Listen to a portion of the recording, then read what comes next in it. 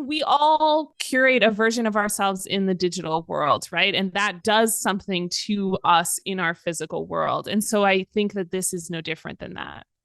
I like the idea that it can be practice of some sort. Like it can actually improve. You got to get your reps in. Yeah, exactly. You know what I mean? 10,000 hours, you know? Yeah, get your reps. 10,000 hours, man. You feel me? Exercise foresight, poor eyesight, couldn't fist fight, had to overcompensate. Learn to be clairvoyant, see around corners, read signals and warnings, interpret omens, respond accordingly. Broadcast from later. We're exchanging weak signals of change and trying to understand their potential. A weak signal is just something we notice as an event, an idea, an issue, or development. Anything we suspect might be meaningful in shaping the futures of our lives and society. And from later, we're steadily tracking, tracing, soaking up the signs and trying to make sense of what's unfolding. And on these broadcasts, we're giving a glimpse of what it looks like when you're trying to understand something you don't know anything about. It is structured like show and tell. Each person shares a signal. The rest of us do not know what that item is in advance. And collectively, we try to make sense of it. If you're listening and you feel lost, you don't understand what we're talking about, it's no problem because neither do we. I don't know anything. Everybody is just trying to figure it out on the fly. So today on the Room Call, we have friends, Radha Mistry, foresight leader at ERP, Sydney Allen Ash, who is host of research podcast, Toenails, a podcast about running and not running. She's also the host of From Later's podcast, Workplace with Lane. Sid does a lot. We have our producer, Jeremy Glenn here, and back with us for the first damn time, John Nichols, a.k.a. LaJethro Jenkins. Welcome. What's up, man? Thanks for having me. I'm well out of my comfort zone. We'll see how this goes, but, always down to try new things for sure. I'm a fan of y'all's. Obviously, Radha's, but likewise. Yeah. John is royalty on NBA Twitter. He's co-host of Out of Pocket on the Buckets YouTube channel, co-host of Jenkins and Jones podcast, and as you mentioned, Radha's partner and baby father. Baby daddy, you know what I'm saying? Just made an honest man out of me, you know what I mean? And you two are my favorite couple to hang with because my favorite two topics. It's just like one conversation ends, I jump into foresight, back to basketball, where it's always a good time at lunch. And yeah, both of you are always a lot of fun. My first question for you, John, is what is it like to be living with and building a whole life with someone who works in futures? It's really interesting. It changes every day. I question myself about this a lot. I remember like us first meeting, and the reason that I reached out to her on social media, other than I think she's beautiful, was like, what? Like she was talking about futures. And I'm like I was thinking like, I come from a finance background. I'm thinking like, those type of futures, right? Financial futures. Mm-hmm. And she was talking about grumpy futures and things like that. I'm like, I have literally never heard of this. What are you talking about? I want to hear more. Mm-hmm. And to like feel like I'm somewhat in the know, you know what I mean? When people are asking me about what she does, it's great. But no, man, I mean, it's really interesting hearing her like, doing other from later, broadcasts and things like that in her meetings, talking about like, what the future looks like and how she finds signals and things that I don't notice. And now hear that and I'm forced to like question like, oh, how does that affect the future? I found myself thinking that way in like, production, like what I do, you know what I mean? Or hosting, or like, how is this going to affect, me in the future or what I do in the future? So it's been interesting. It's definitely changed the way I see things. And I take notice of smaller things more than I once did. But yeah, man, it's been cool. It's been cool, I guess. He slid into my DMs because of foresight, y'all. Hey, man. Hey, man. I don't feel like I've gotten those same benefits in the DMs from being in foresight.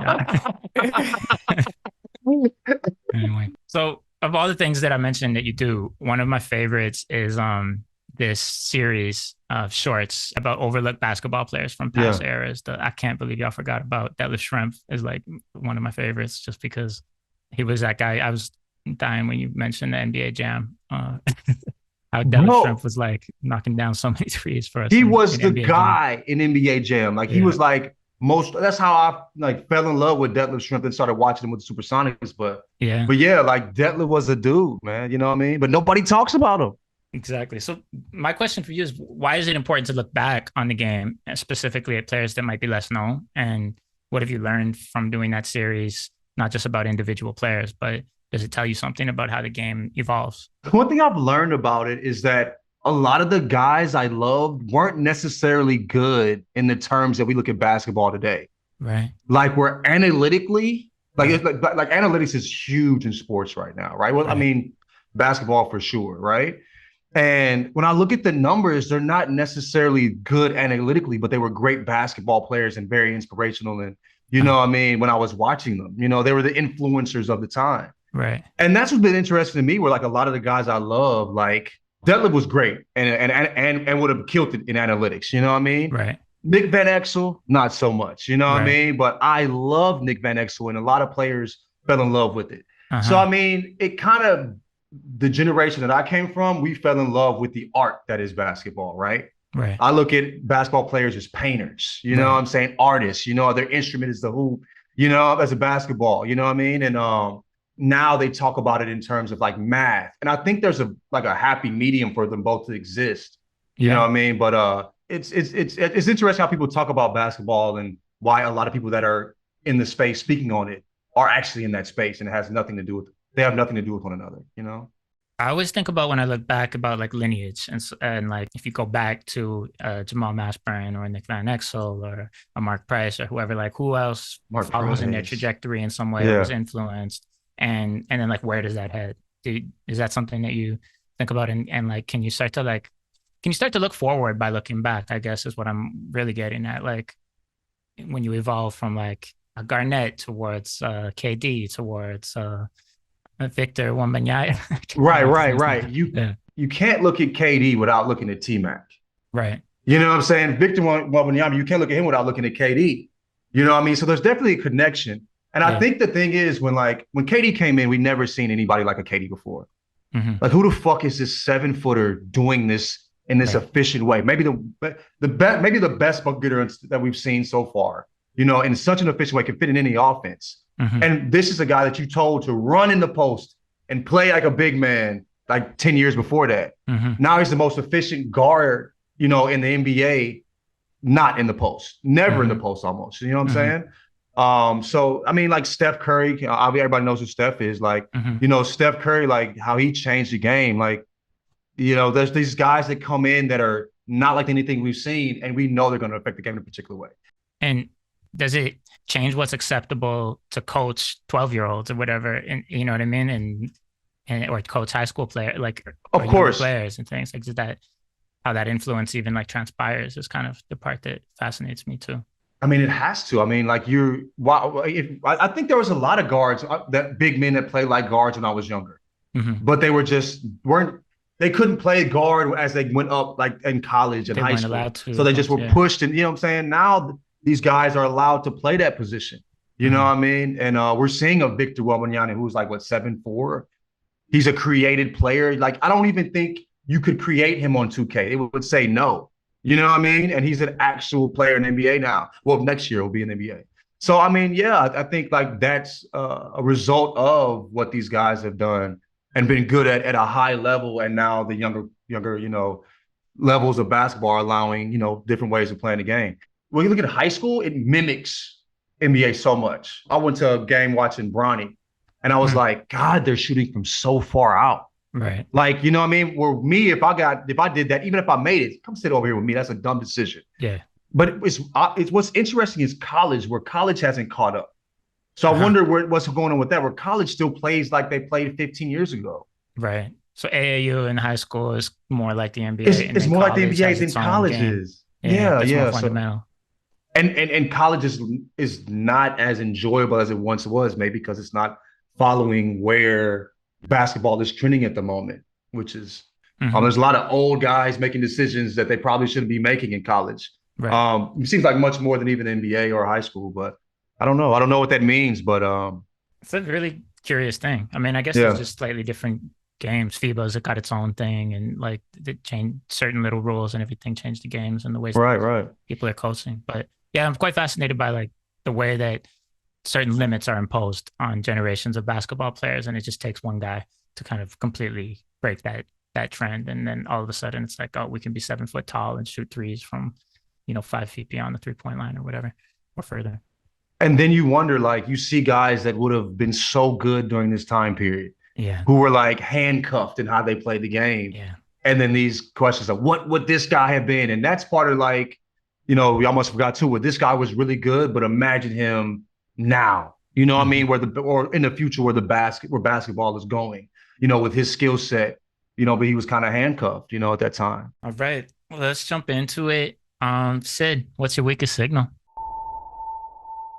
Okay, so I am really just like fascinated by the thing that's happening with Replika right now, which is a chatbot service that has been around since like 2018. And it is these avatars that you can create as a user. And up until very recently, you could have romantic and sexual conversations with them. They have a massive, massive following and a really, really engaged community. Like their Reddit is like popping off all the time. Mm-hmm. And what happened recently is that Replika decided to censor the types of conversations that can be had. So censor any romantic or sexual conversations. This was really upsetting for all of the users because they had spent years and years like essentially training these chatbots to have the type of dialogue that they want to have with them.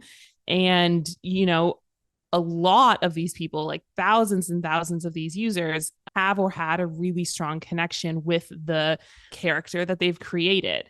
I didn't know that this was happening at all. This is like not where my brain is in culture, but I subscribed to this newsletter called Other Life. And this guy, Justin Murphy, wrote about it. And the thing that really caught my eye was the way that he spoke about the emotional loss that the users felt when the algorithm basically, or the limits of dialogue was changed so severely that the users didn't feel like they were talking to the same person or the same character that they had spent years and years creating.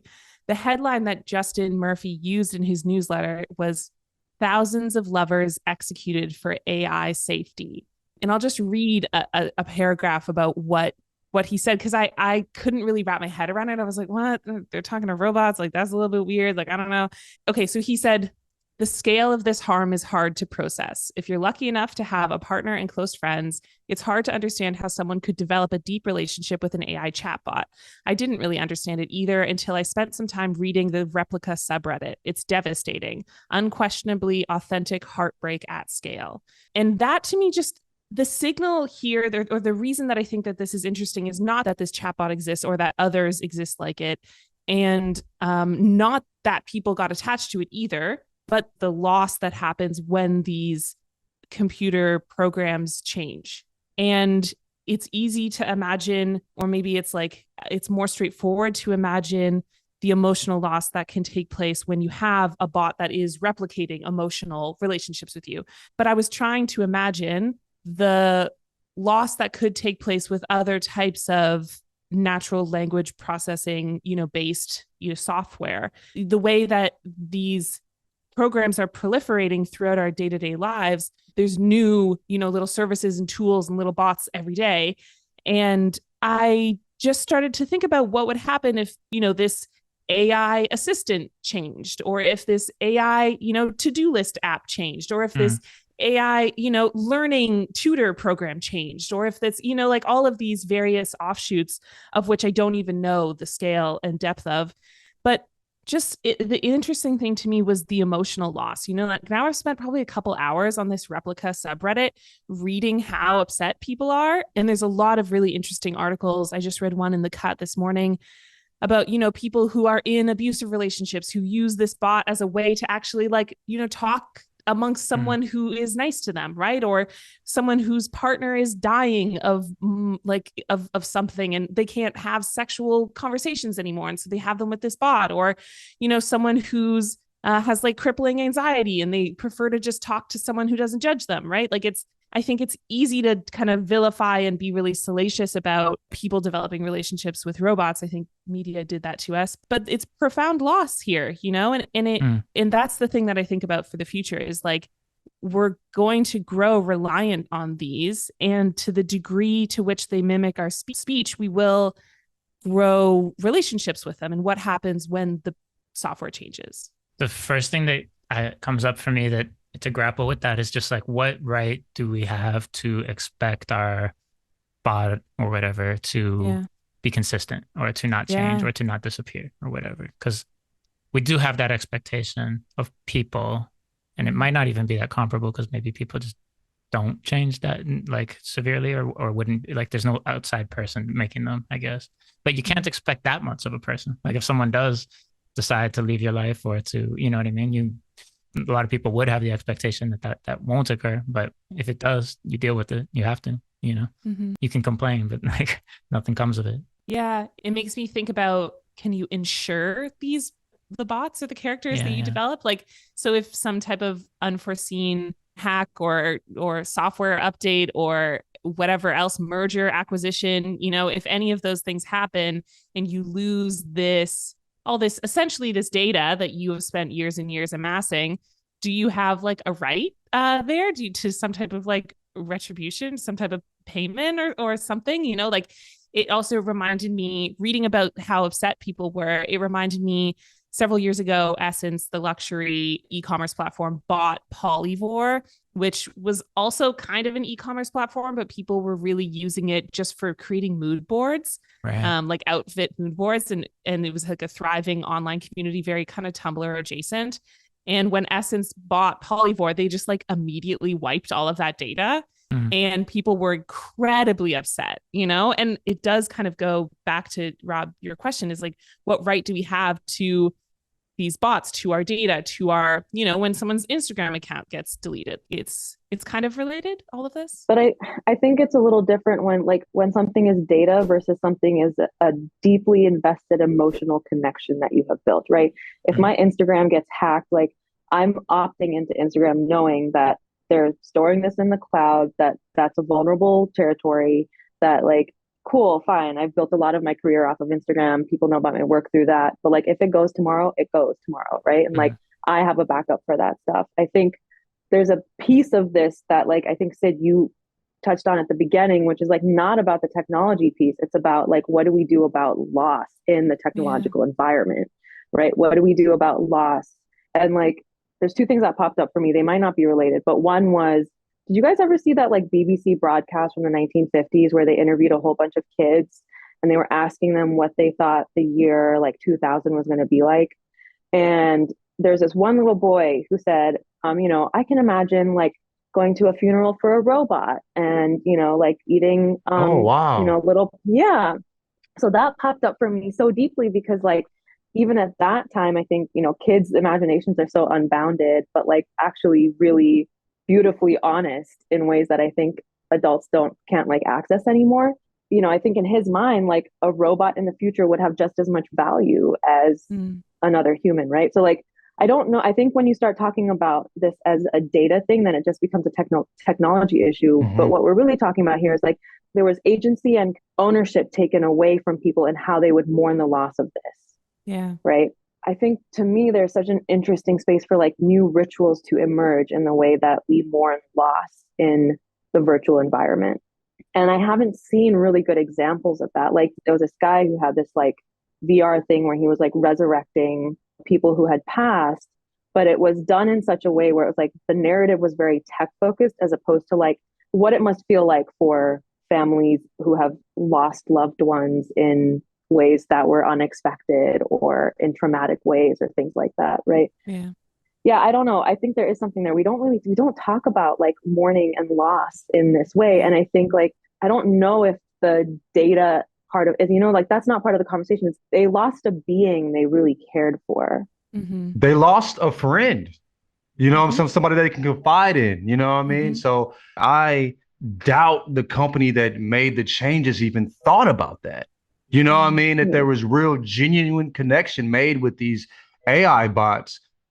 I've never thought of it as having like, you know, outside of like, you know, I guess recreational uses, you know what I mean? Like not like actually somebody I can confide in if I have crippling anxiety, like the important uses and how people are relying on these bots, or how people would rely on these bots, an important piece of their life, and an important, you should use the word person. And I thought that was interesting too, defining the AI bot as a person in their life. Yeah, what right do we have to say they can't change? But are they changing? You know what I mean? It's not them that's changing. It's something else that's changing them. This is interesting also because I do think this is the signal of something to come, because Bing like recently released their like chat GPT. I think it's still in beta. I don't think it's fully out yet for the masses, but I know they did like a media release. And like one of the conversations or podcasts that I was listening to, like the guy was like, I'm searching on Bing. It's my wife and my like anniversary. I want to make a cute or Valentine's Day, whatever. But he was like, so he said like, hey, can you give me a list of recipes? These are her preferences. These are my preferences, whatever. Right. And this bot was like, here's the list of recipes. I've broken it down for 2 servings. This is the grocery shopping list. I've organized it by aisle in your grocery store. And and by the way, have a wonderful anniversary dinner, right? So I can imagine if the everyday human keeps using this thing over and over, hey, I remembered it's your kid's birthday, and I know that they love chocolate because you get chocolate bunnies every day, and like, here's a recipe for a chocolate cake. I can imagine developing a really close relationship with somebody who becomes like your confidant, or like your nanny who takes care of your kid, who you trust as part of your family. And there is no ritual. There's nothing. There's no like behavioral norm that says like, how do you mourn the loss of an entity like this? There's no language, which is so fascinating to me because I love language. I'm really glad they have Reddit in order to like mourn together, because I couldn't imagine mourning a something that felt real to me, that I engaged with, you know what I mean, and not having a place to go to express that. Like if I went to my therapist and said I lost my AI bot that I created, they would even probably look at me sideways, like, you know what I mean? Yeah, but not know how to deal with it. You feel me? That's interesting though. Like when we're talking about losses, and I'm like, where in therapy is there or where we go to, confide in people?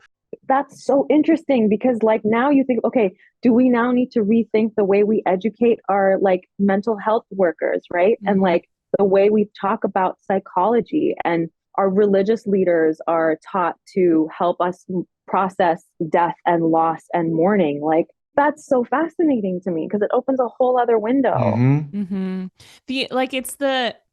The emotional gravity is what drew me to the story, right? Like I think we've all probably seen headlines over the years of like, man marries AI bot, whatever. But the way that this writer, Justin Murphy, framed it, I was like, oh, this is actually like, this is a profound emotional devastation that's happening. But the reason, Radha, that I brought up the insurance and the data part is like, how do you protect against that? Like what type of infrastructure needs to be in place? Like, I agree that it's also like, I think another interesting part of this is the ritual, is the loss, like even loss of real human people digitally doesn't have a ritual, right? Like we don't really know what to do with their Instagram account or their Facebook or their blog or their whatever. We don't know what to do with their email address. And we don't know what to do with any of that, right? So there's a whole other layer and kind of like tangential conversation about ritual as well. But yeah, I was just thinking about it. These people are so infuriated, rightfully, and so sad. And I was like, okay, so what could be done in the future, right? Like what could be done in the future so for them to be protected against this, right? And then I was just like, okay, insurance. Like what does insurance look like in a digital space for digital ephemera? Does that happen? Like, I don't know, Mariah Carey insured her legs. We all heard like a decade ago, like, can I, right? Like, can I insure my Instagram page? Like what is the infrastructure to protect against that type of loss? Is it rather than traditional insurance where it's like a monetary compensation that you get or whatever, just a form of backup that's like mandatory, that it sort of says like, okay, if the company gets sold, some version of it has to become like a public good for those people that were like invested in using it and had companions that they were, we have to export this from the cloud and send it to continue. You. Exactly. That they can continue on with that. Like a living will for your AI companion. Like an urn. It was beautiful. The point you brought up, John, about like the Reddit community, like that maybe that's like the silver lining here. And, where all these people in some way robbing other humans of what they were like. It's like almost you put in all this effort into a relationship And on the other end of it, like it's a relationship just for you. And if you're, if you have if you're doing that, you do that with somebody else, with a real person. I understand why it would be appealing, and that it's hard for some people to make friends or, find companionship and everything. But it's something really nice about them being able to come together and more in that way. One thing Sid was saying was like lucky enough to have friends in the real world. I think when you're reading it, like I didn't, you take that for granted. Big. That's big, you know what I mean? So like there's people that are struggling with that, particularly in this, day and age, you know what I mean? Where there's more digital connectivity than ever, but not as much, physical connectivity. For those people who can't find it. Yeah. And they find it here. I mean, that is a real big loss, Yeah. So. Yeah. I just, and all of the articles that are now coming out over the past couple of weeks of like people writing personal essays, like it's really interesting to see the way that people have really, it's a type of like technological innovation that they're applying to their own lives to integrate or to develop relationships with these bots in a way that really specifically serves their needs, like really specifically allows them to explore a particular fantasy that they can't in real life or doesn't feel safe for them in real life, right? Or explore talking about certain areas of their life that they don't want to talk about with other people, or like it's really quite innovative. And the thing too is that the bots are not, because the technology is so evolved, they're not static, right? Like not everyone has the same one. You train it based on your own language and your own conversational preferences. So like these people have actually been doing a type of technological innovation since 2018, right? Like in crafting the character of these bots to really suit their needs. And it's really profound. Do you wonder how that affects their ability to make friends or to connect in real life? I don't know. I guess I just want to see like the nuance in it and see it like a tool in some ways. It's like this is not the same thing, but like, I pay my therapist a bunch of money to like listen to me be kind of like my worst self. She says the best things back to me, and that's not the same thing, but like that's a type of tool, right? That's a type of service that I'm paying for. And I don't talk to my therapist the same way I talk to my friends, and I don't expect my friends to act like how my therapist does and just be a container for all my bullshit, So I don't know. I do want to kind of see it as a kind of tool in that way. Of course, like it could slide into somewhere else, right? That could become detrimental, but I don't know, just seeing the vibrancy of the community and seeing the huge array of ways that people are interacting with, I'm like, there is something more here than just the idea of like this being for incels in their basement. For sure. Yeah. It has some like Second Life vibes to it too. Oh, I never did Second Life. I researched Second Life, and I was like, and so for research purposes, but there was a lot. So to me, Second Life has always been really interesting because it's a Sims version of this chatbot, right? So like people would be out, and they did this a few different documentaries where there were like people out in rural wherever, like completely alienated, couldn't find folks that they could connect with. And they had built, one woman was like a really successful real estate agent in Second Life. And that's how she actually made her living. And she just did it from her tiny little house. One of the women, like super, super shy, so much social anxiety. She was like a musician and a rock star in Second Life, like had fans, had a relationship, had like a boyfriend, had other people she was dating, like living her best life in Second Life. And, and so for them, like we don't, Second Life has kind of become obsolete, but I wonder if there were kind of similar things that popped up where people had actually created their entire realities in this space. The homes they lived in, the people they interacted with, how they dressed, how they spoke, what their names were. I mean, it's a world building mechanism, right? And so like, I'm so curious now to dig into that because I can't imagine the sense of loss that those folks might have felt if they got like essentially like updated out of their Second Life platform, out of their relationships, out of their lives, out of their livelihoods, Yeah. And like also, John, to your question too, like in some of these essays that I'm reading and some of these stories that are coming out about Replika, it's like it can turn into a type of tool that allows you to be better in your day-to-day life. So like you can have these conversations with someone who's never going to call you boring and never Right, going right, to right, stop listening right. to you, whatever. And then maybe, you know, just like the person who's shy in real life, but a rock star in Second Life, it's like maybe that gives you a little bit of a boost out there, you know, in the physical world, right? Like, Practice. yeah, I mean, we all curate a version of ourselves in the digital world, right? And that does something to us in our physical world. And so I think that this is no different than that. I like the idea that it can be practice of some sort. Like it can actually improve. Got to get your reps in. Yeah, Yeah. exactly. You know what I mean? 10,000 hours, you know? Yeah, get your reps in. 10,000 hours, man. You feel me? Radha, signal and noise. I mean, to me, this is a signal. I really love this. I don't have anything else to say. I said what I had to say. It's a signal. All right. John, for you, is this a signal? It's a signal. Of what in particular would you say? Is it? Woo! Okay. I think it like you should, like she was saying, like Sid was saying, that there is a actual use for it in the future, like for people who are maybe dealing with grieving or missing out on certain things. There's a use for it there. It's like, you know, giving somebody perks and then they start to pop them for fun. You know what I mean? Like Right. what came to help them become their crutch. Totally inevitable. Like I'm like scared to try it for that reason. Like it's just Totally like inevitable. You feel me? Like maybe I like this more than I should like this. You know what I mean? But I think it's definitely a signal. Yeah, and I think it does bring up, it's a signal of lots of things to be concerned about. And I mean, I think there's a signal that it's going to repeat. I actually just today was on the Discord for OpenAI, and because ChatGPT 4 is out now, there was people having a conversation about, can you port over like the context from your conversations, from your sessions in ChatGPT 3? And from what I saw, the answer was no.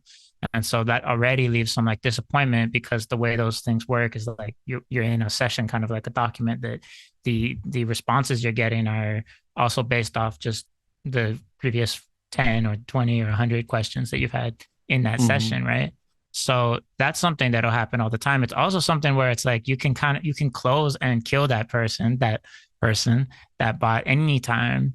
Yeah. And should that be some kind of ritual each time that you're doing that? I coincidentally last week participated in an AI ritual with Gerald McGrath at UCAI. And this was one where you came up to like a microphone and sat there, and this bot spoke to you out loud. It asked you about a fear, it asked you about a hope, and then it just asked you to say something random because it's trying to understand how people do. But the way that this piece of art is, it's like basically it's like an art experience is set up. It's sort of launched, it's born. People come in and do this. That builds up the data that is informing it, and then it generates its own hope, fear, and so on. So you do that. So 5 of us participated in this session, heard it generate something, and then once it generates it, it shuts down, and the hopes that it's generated based on some synthesis of what everybody else input is deleted forever. And so it has this death, but that's built in. And what was interesting is that knowing that it wouldn't be remembered, that it wouldn't be documented, and that this like completely changes the experience with the bot as well. So, or with synthetic language or AI or whatever we want to call that. So that was like its own interesting thing, but it's got me thinking a lot about what our expectations of memory are in these things. And like Radha, you said about the Instagram, like, or if you just have a hard drive of journal entries, that's kind of like a relationship too. And that could be a fire could destroy something like that. And I mean, that happens to people for sure. And that's also something you might mourn the loss of, I think. Just one other anecdote before we move on is that the founder of Luca, which is the company Replika, same thing, Eugenia, she originally started working on chatbots because her best friend died. And so she took all of the text conversations she has with her best friend and fed it into a bot and created this bot that ostensibly spoke with her in the tone of her friend. And so you would think that she would understand then the scale of loss that people had experienced. And maybe she did, and it was just a a bad business move or something like that. But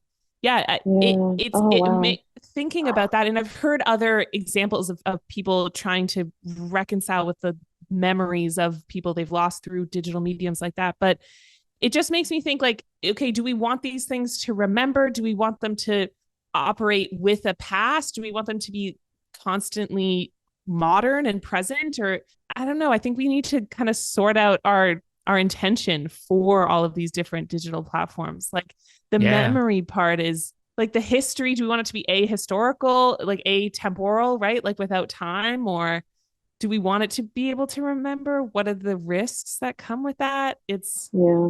There was a woman who used ChatGPT and fed it all of her old journals from when she was like 9 until she was like 15.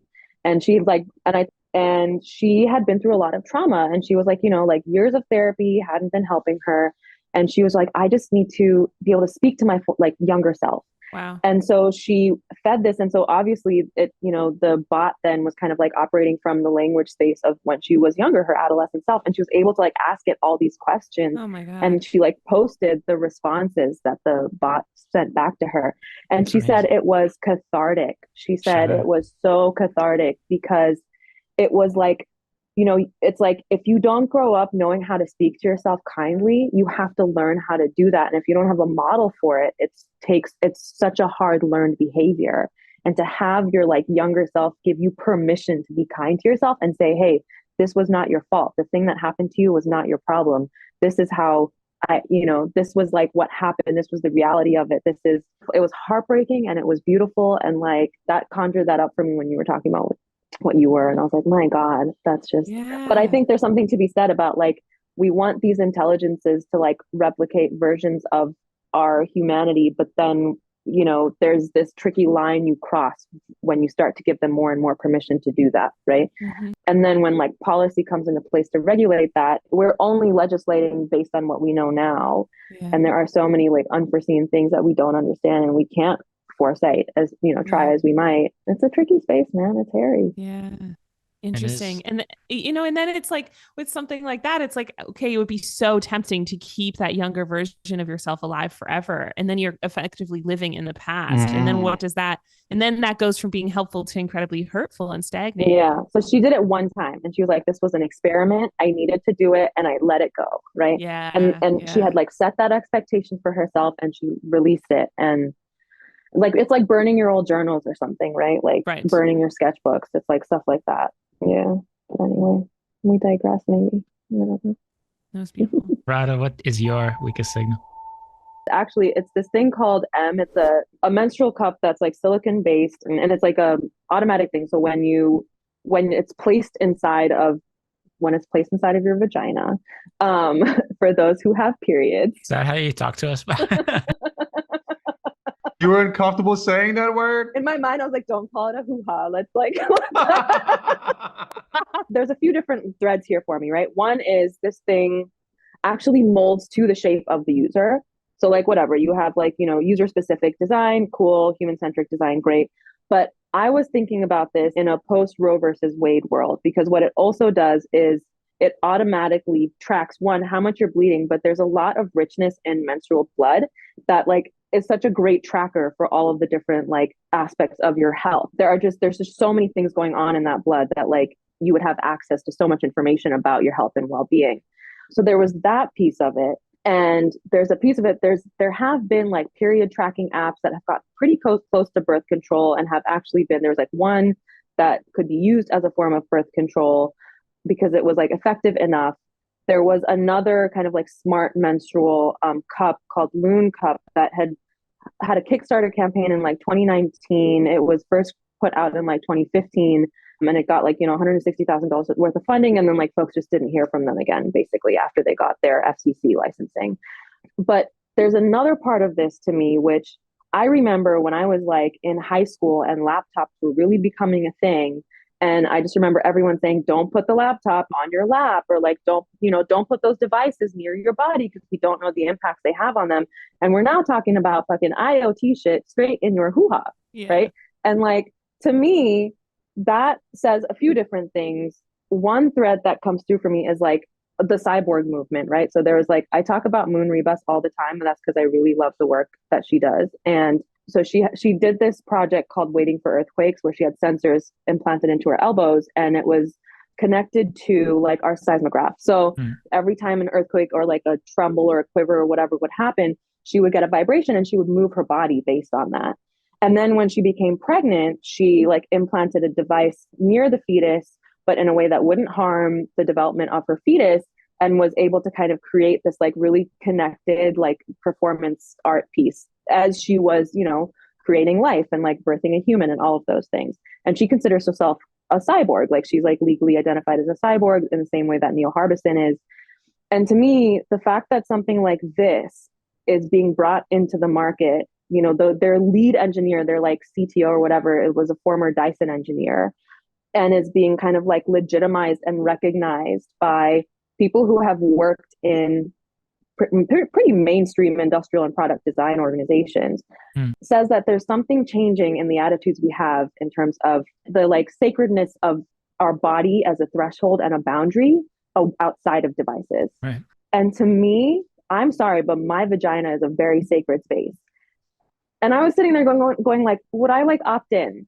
Right? Like as a human who has a period, would I opt in? I wouldn't personally. That like oversteps a comfort boundary that I have. And I don't want devices that close to me. Like I think the most I'm going to get to is an AirPod right now. You know, my husband has a Whoop, a smartwatch thing. And so, you know, and so like for both of us, like I think that's as far as we get when we think about the boundary crossing of like devices versus our body, right? And there are folks, you could say like there are heart transplants, there are all those kinds of things. There are, you know, synthetic knees and hip replacements and all that. But this is something that is alive. This is something that is constantly tracking data. And they were kind of shady, like they were like, you know, the data will be anonymized if the government comes and in a Roe versus Wade, you know, post world, like, and says like, hey, give us all your data. They wouldn't be able to do that. They wouldn't. There's a trust element there. And I think the legislation isn't strong enough yet, though I think loopholes can all obviously be found. But there's the like cyborg, how comfortable we are with devices in our bodies part. And then there's also the like tracking thing, the period tracking thing, which is not new, but it's the like, if entities outside of myself know about my health and well-being, how does that impact the amount of control I have over my person? Right. And you can make linkages to like a very, God, what is the Margaret Atwood book? The Handmaid's Tale. Handmaid's Tale. The Handmaid's Tale. Yeah. So there's a few different things there for me. Well, there was two pieces, which was like the data part of it, and also this like living device that I'm allowing into probably one of the most sacred parts of myself. And what does that mean for how attitudes are changing towards our relationship with technology and with the Internet of Things, which kind of feels like an archaic term now, but yeah. Yeah, it's just the internet now. The thing that I immediately thought about, and Radha, you touched on this as well, with like the legislation probably not being strong enough to actually protect users.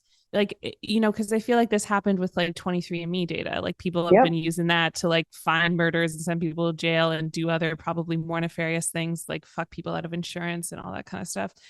And so I feel like if this were to get as popular, especially because it is largely for women and other people with uteruses, like it makes me pretty scared because you could infer from the data if someone was pregnant and then wasn't pregnant, and you would get their geolocation and you would know if they changed like that in a state where you're not allowed to do that, right? Like you could infer if someone had an abortion from all that data, right? And given the degree to which the government likes to legislate women's bodies and people's bodies with uteruses, that makes me super uncomfy. And then the other point, what you said about like the kind of cultural level of comfort with technology in and around our bodies. You know, I tried to think of other examples. I'm like, I guess people use like different sex toys that are kind of machines inside of them, but like it's not really the same thing that you're saying. Yeah. I like, you know, I was even uncomfortable with getting like a hormonal IUD, you know, like even that degree of like machine implantation into me made me a little bit like scared. But it is, I completely agree with you that it is an indication that like our comfort levels are changing. I know there's discussions of, you know, little, I don't know what you call them, machines or whatever put into our bodies so that we could, you know, pay for our groceries and whatnot. Like it's to me, that's, and most people I know, that's, you know, and a very abnormal thing or something that would be happening, not with people from my generation or maybe not even our children. But if like, something like that is, becomes popularized, what else will become popularized as well? It's interesting that you raised that point though about the like chip thing, being able to open doors and like be key fobs for elevators and stuff. But this to me is like it's a need, right? It's a nice to have to be able to use your hand to pay for Amazon Pay or whatever, right? Mm-hmm. It's a need to have a solution to deal with your period every month. To me, that was what was like a big shift, which like they're now getting into spaces beyond like having to go get surgery for something or having to have some kind of a procedure in a medical space. This is something you would buy at a store or online. It connects to your phone. It has an applicator in the same way that you would use a tampon. And you use it every month, right? And so like, I remember thinking when I was younger, like, oh my God, cell phones are crazy. People are carrying their phones. That's insane. But the more and more we needed them, the more we used them, right?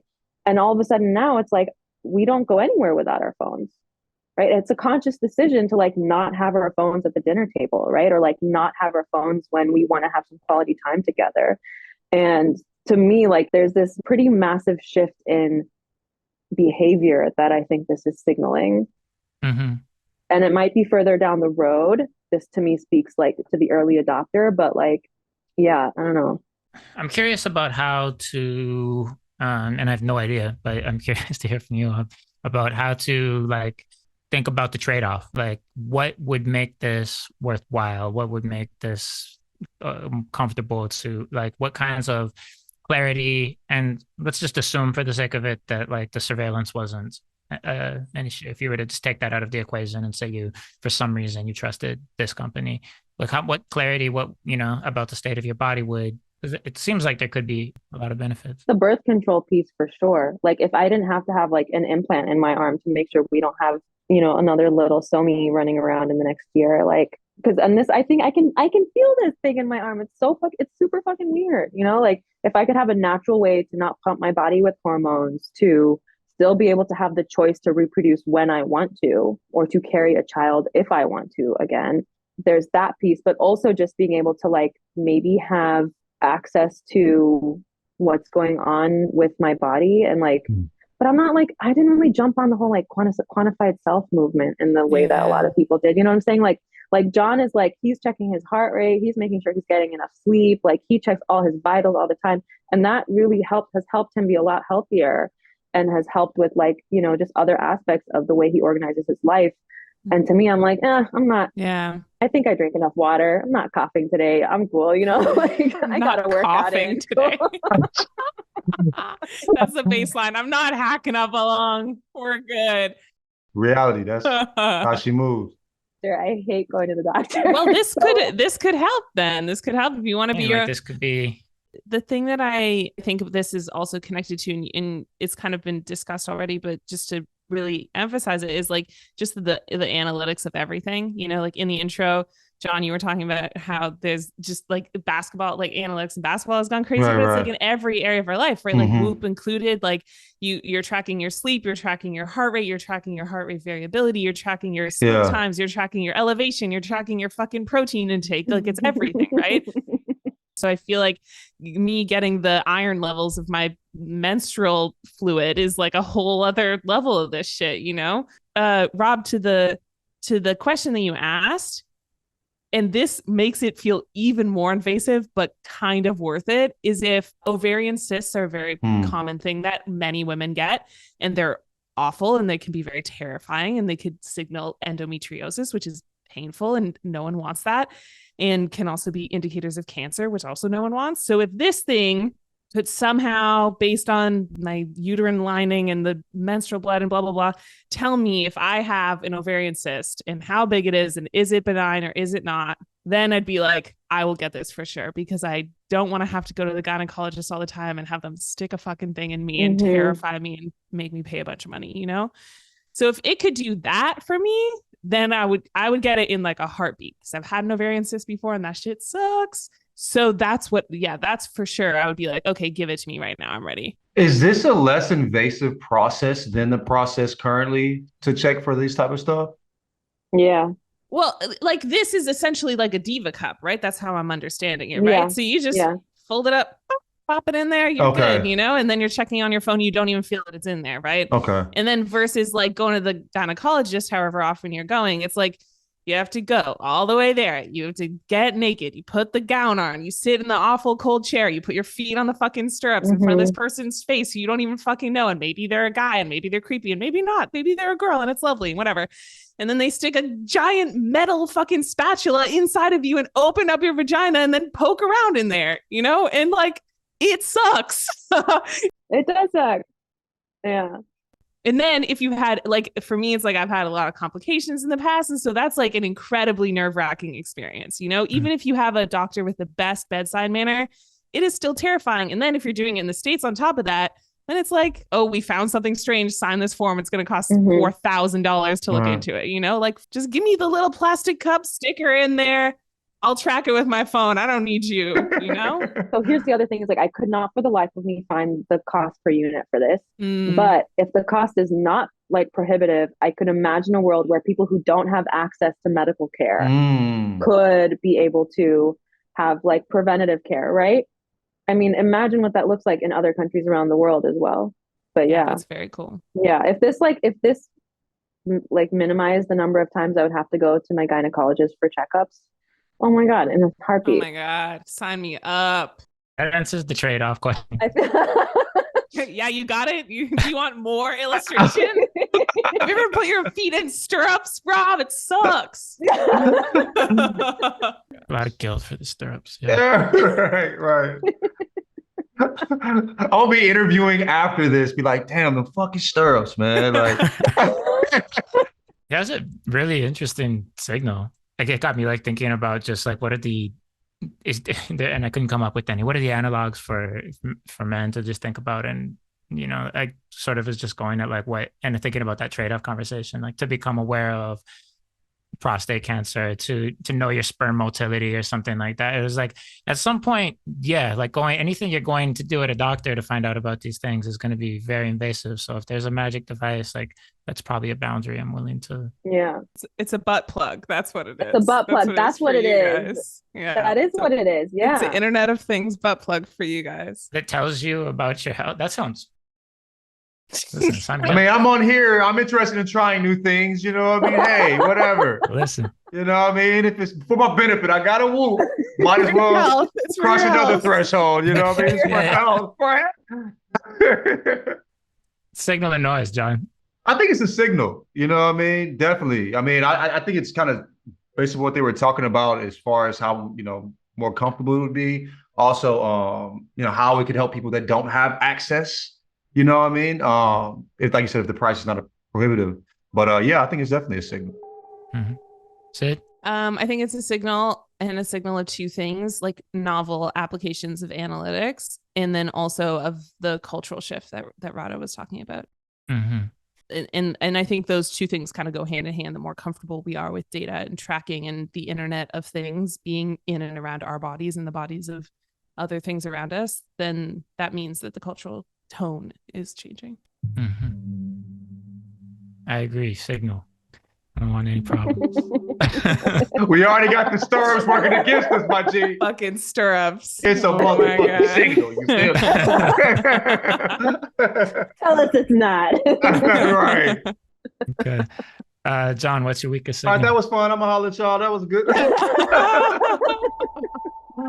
Jeez. All right, man. This is not tech.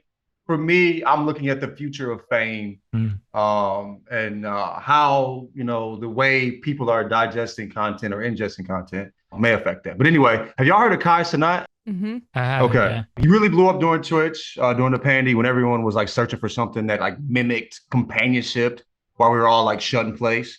While like all the most popular streamers were using the platform to exhibit like their gaming skills and stuff like that, like Twitch and whatnot, he was literally just chatting. You know, he was just talking shit, like interacting with people online, and people were engaging with him. And I didn't know who he was until like, are y'all familiar with Side Talk NYC? Yeah. Yeah, we're like, you know, like this New York show where he was like hosting that, just being ridiculous on there and like And I just saw that like last year. Hilarious, right? But So is that his thing, Side Talk NYC? no, he just was, I guess he had kind of like grew a somewhat of a following on Twitch and then was invited on to host that on a New York episode in Little Italy. And that's how I found out about him. I didn't even, I got into like most people, I was searching for something, a different way to find connectivity while in the house, you know what I mean? Mm-hmm. And I got on Twitch and was watching gaming stuff, but I never had heard him at that point. He wasn't big on the platform yet. In 2020, kind of started picking up during that point. Fast forward to now, he's the most subscribed to streamer in history of the platform, like of Twitch. Makes $250,000 a month. Jesus Christ! Oh my! A month? Off Twitch alone, a month off Twitch alone, and his social engagement is up there with The Rock's. Like he has, I think 3.3, like around 3 million followers. The Rock has over 350 million followers on IG, and his engagement and The Rock is using using video, like feeding the algorithm that they're, you know what I mean? Mm. Kai's followers, like he gets just as much engagement on a photo, which is the opposite of what is interesting in, because they're so like tapped in with him, you know what I mean? He's only 20 years old, young as hell, and so is his following, and his talent is like, he's just funny. Right. But like funny in a relatable way, like funny how our homies were funny in the lunchroom in high school. You know what I mean? It's not like a monetizable type funny. He's just engaging. But this made him a celebrity to Gen Z. Like he's a celebrity in that demographic, you know what I'm saying? In that age group. And I think this speaks to like, what they're looking for out of their entertainers. They're not looking for people to aspire to be. They're looking for people that they see themselves in, that they find relatable. Like his superpower, like when you look at The Rock, like nobody relates to The Rock. He's the fucking Rock. You know what I mean? He's taller, he's stronger, he's more comfortable in front of crowds and all that shit. This guy, like, I don't know how I'm not trying to shit on him. Like, he's short, no muscle, not particularly attractive. You know what I mean? Like, you know what I mean? Like, just very regular, a very normal guy, just like one of us. You know what I mean? And so like it's interesting seeing why he's become so popular. I think his superpower is his relatability. Right. Because I'm not a futurist, I don't really know how this affects the future. No, I like that. But I wonder what it means for like these big production companies and agencies when they can't just hand pick somebody to put in front of us and make a star. We're like, we are the people. Like Gen Z is choosing their stars. You know what I mean? And like they're not, and they don't have like monetizable talents. Like Kai Cenat could only be popping in this particular type of space, right? Like he doesn't have he's not going to get on stage and crack jokes. Right. He's not going to get on stage and sing. He's not going to act.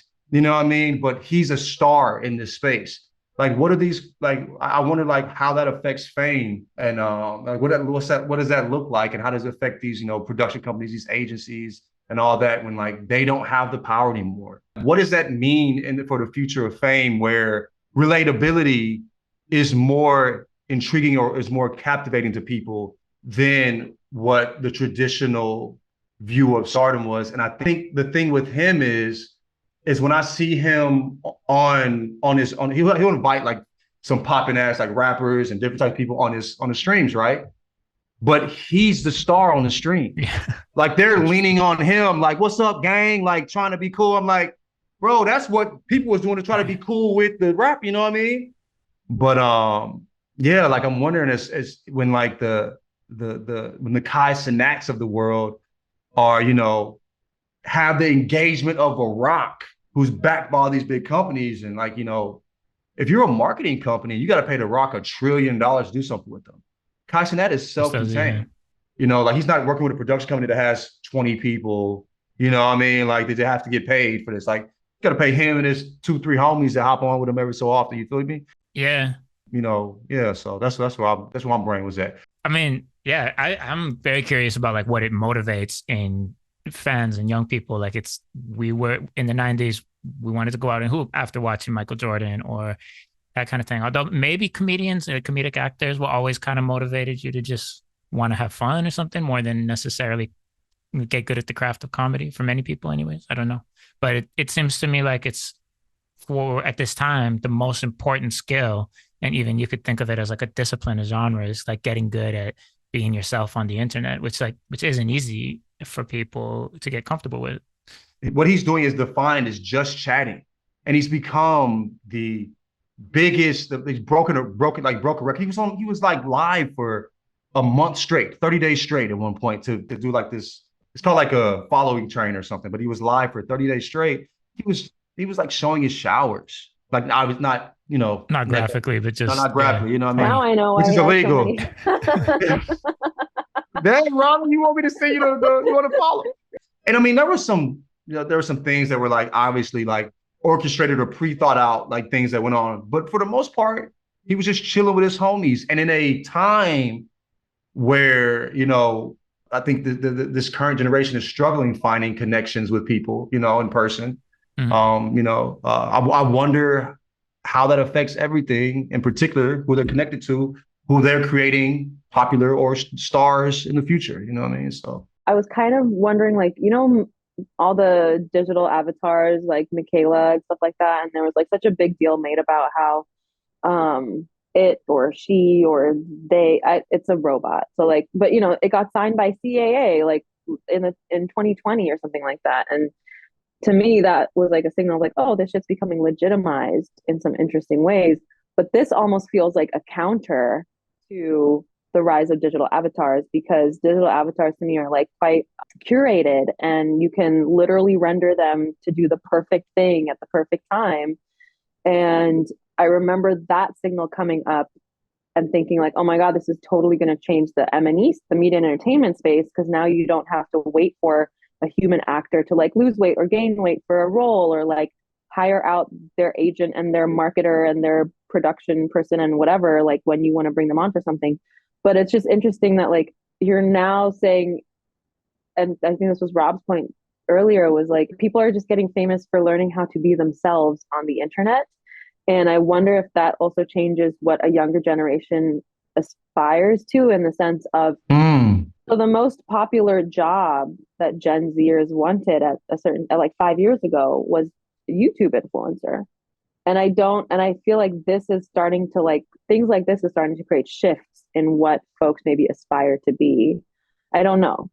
I hear it as like this relatability. Part of it is, yeah, I could hang out with that guy, but I think part of it is like, I could do that, because right is and always has been like a subject of fantasy for the people who are the admirers and the fans of that person. And so it's, rather than virtuosity being the thing that's valued now, or that the fantasy is about, it's like maybe there's less imagination on the point of the audience to even be like imagining themselves doing whatever great feat that person is doing. It's more just like, oh, I actually could do that. And that's what's appealing. And I've heard that argument made about like what people call mumble rap, that like the bar of bars has gone down or something like that, where it's like, if you can hear something that you feel like you could do, whether that's true or not, you're more likely to. And I wonder also in sports, to bring it there, the fact that we have like white guy YouTubers saving the boxing sport industry right now, apparently, with like some of the most in-demand fights, or like the Jake Paul and whoever else is doing that, is kind of a surprising thing. Again, less about virtuosity and more like this, like I could do that, or relatability factor. So is that like, those are a couple of adjacencies I see. The thing that this makes me think about is the question that you brought, like, what does this say about fame? To me, it's not about relatability, it's about access. And these platforms allow for 24/7 access, like literally over 30 days. This person was on all the time. Kai was on all the time. And I feel like that's a feature of the changing shape of fame, is that in previous generations, the exclusivity and the rarity of seeing, like a Marilyn Monroe or something like that, or it was like, oh my God, there she is, and then she disappears, and then she came back, oh my God, where there's the rarity of that, I think, was part of the allure. But I think over time, with changing technology and social media, the value has actually shifted completely to the other side where it's like the more available someone is, the more that we love them. And I don't know if it's because of, oh, we think we could do that. The thing that it made me think of was like that we see these regular people winning in some way, and in a time culturally and socially where the odds feel incredibly stacked against all of us to succeed financially, seeing someone who seems very average, if not maybe even below average, like he's not hot, he's not tall, he's not whatever, he's not what, like all of these things, seeing someone like that, you're like, oh, he figured out a way. It is like I could do that a little bit, but it's like I'm really interested in the way that we culturally latch on to things that seem like hacks. Like we broke through the system, like how people are obsessed with Bitcoin, crypto, etc. Because it feels like you're gaming it somehow. Like I got away with this, sort of. Like he doesn't seem like someone like underdog, sort of. Like he doesn't seem like someone who should make $250,000 a year, and he does, and that does something to our brains when everything seems so incredibly insurmountable. You all had a president like that too, not too long ago. He shall not be named. Right? But that was like the best part about him was that he pulled it off, I think. Oh man, it really did make me think, man, I could be president. If he could do it. Right. I get wanting access to, like, for me, it would be LeBron, right? I get wanting more access to see like LeBron stream, but like, it's just odd to me that people care about access to a Kai Cenat, a guy that to me seems like a very regular guy. I know 12 of them.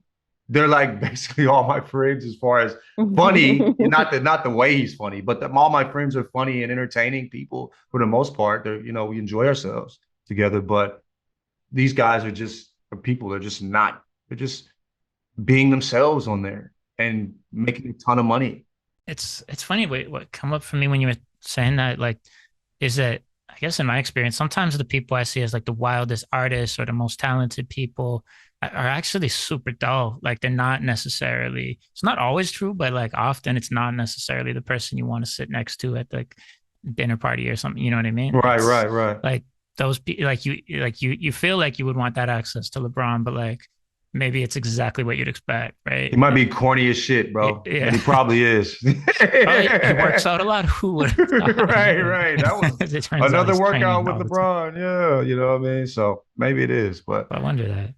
But the access thing is interesting too, because it's like, is there an entitlement or something in fans? I don't feel like I understand fandom very well. If I ever called myself a fan, it was like not actually fanatic about anything. Right.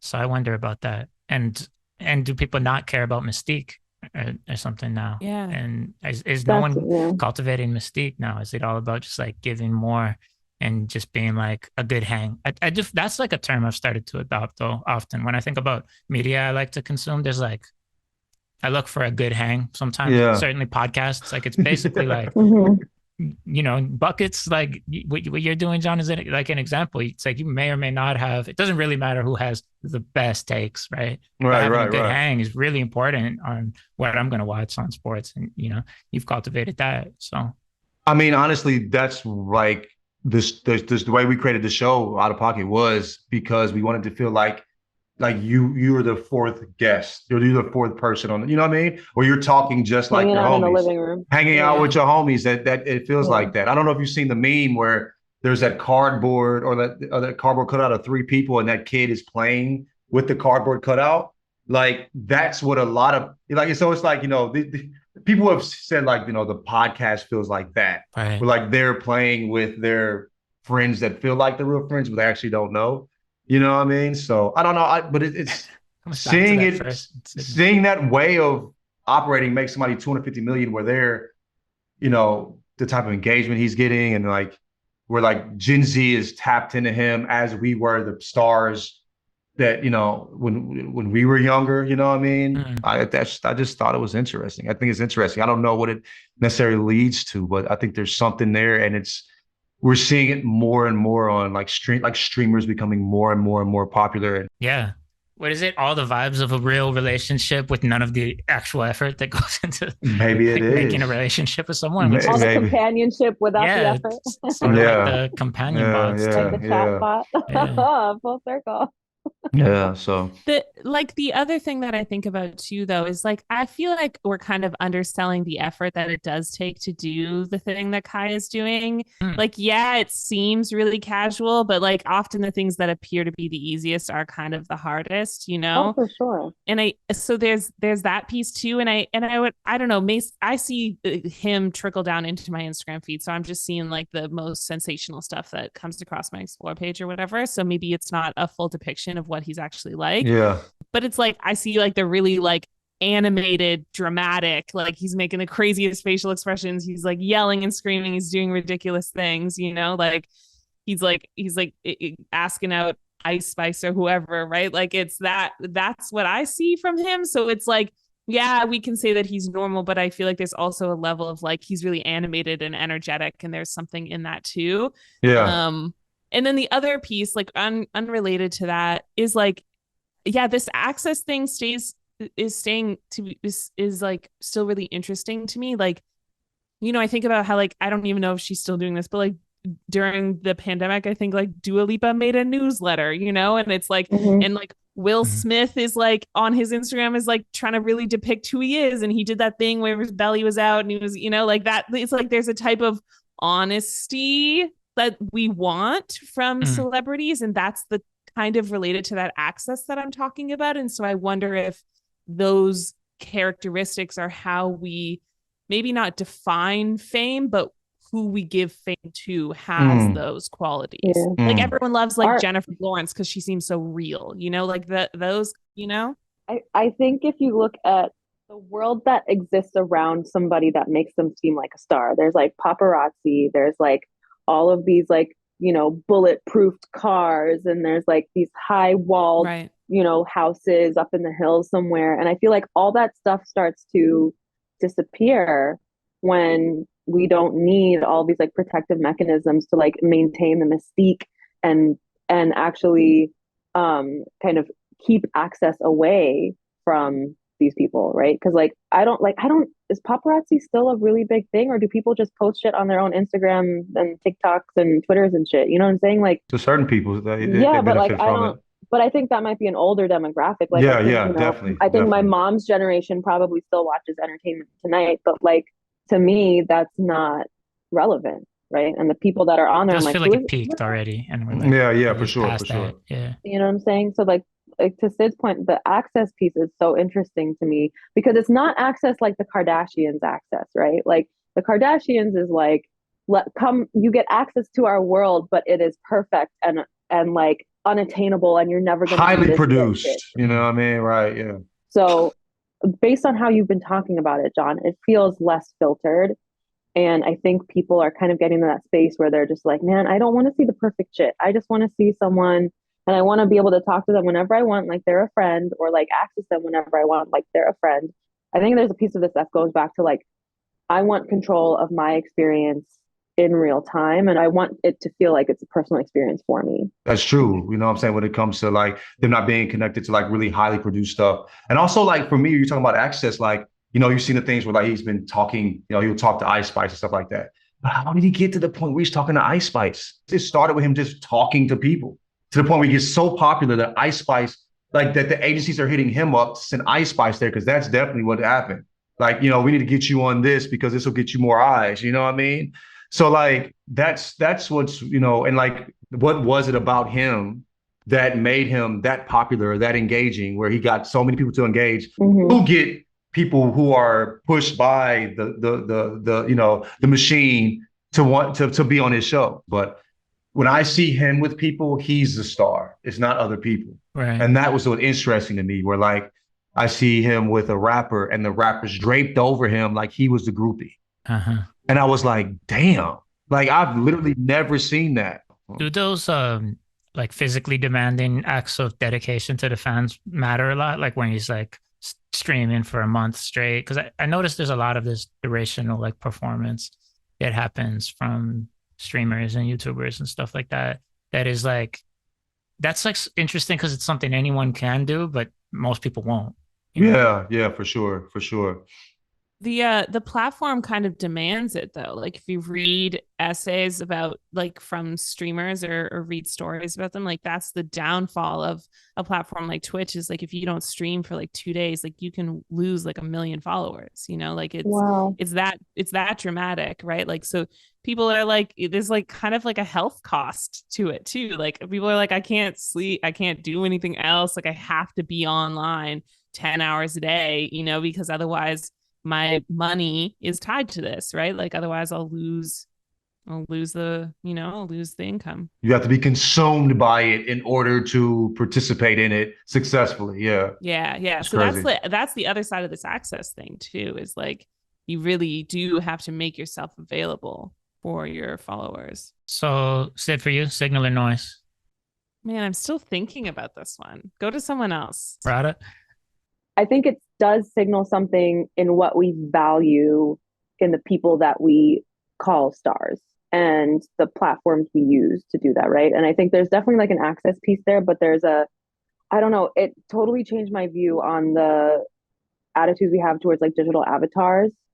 And I think there's a through line here around, we're not looking for like making the band 10 or something, right? Like that's not like what people value anymore. And I think it's going to really change the way that like how money moves through this industry and what is seen as valuable is going to shift because of things like this.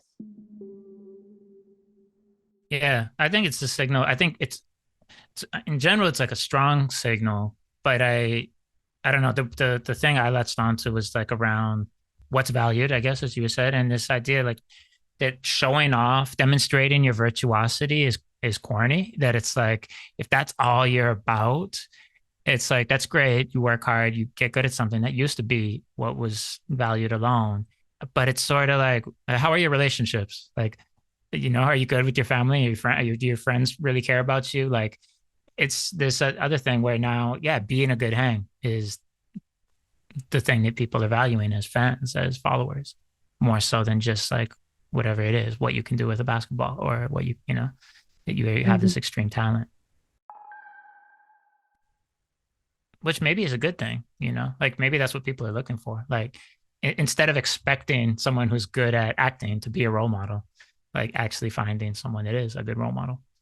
I don't know if Kai's a good role model, but I don't know if Kai is a good role model. I wouldn't go that far.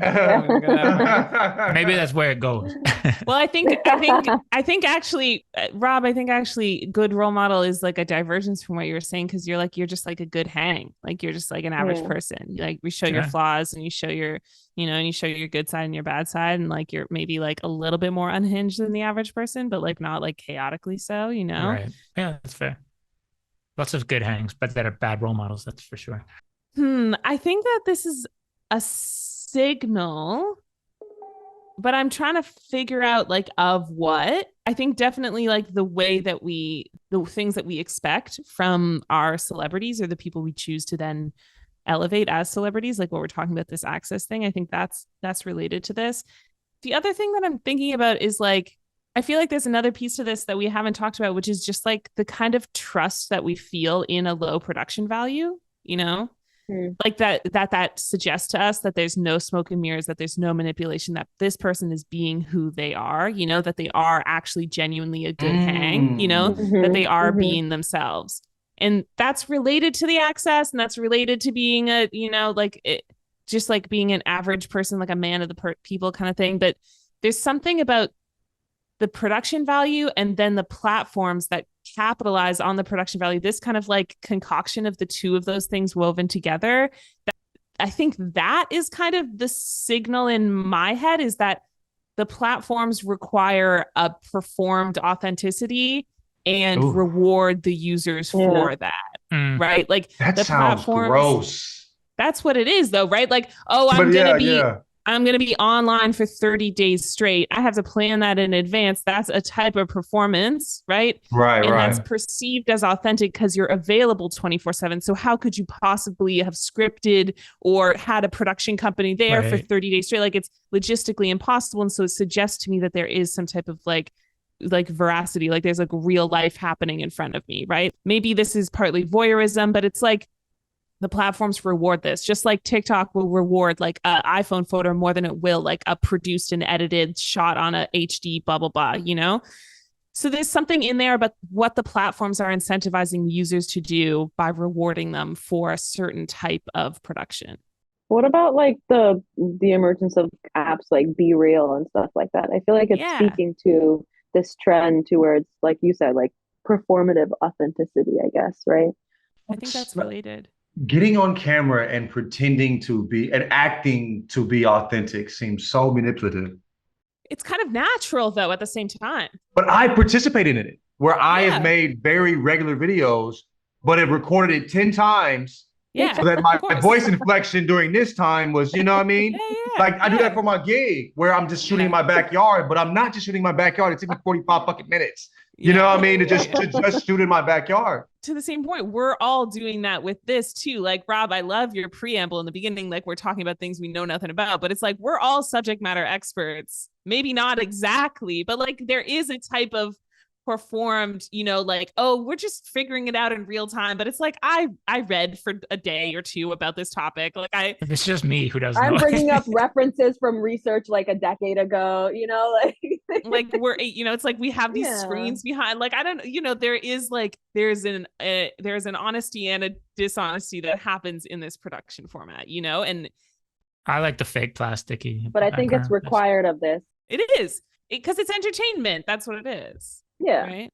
I like what you were saying there, Sid, and for me, there's like this storyline of the, I guess, of this signal now of how the incentives of streaming platforms created ambient celebrity, which is like how I'm thinking of what this signal is, or one aspect of it.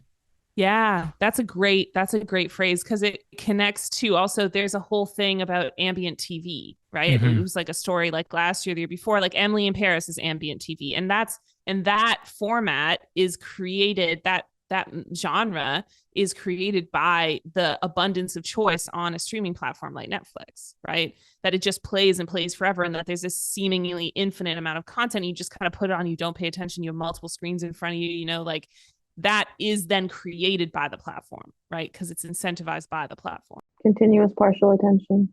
Broadcast from later. Do we say bye? Do we say bye? Thanks, John. Thank you, I appreciate you. Like when you just we don't keep up this charade of authenticity. Flat, single colored backgrounds floating in space, impossible places.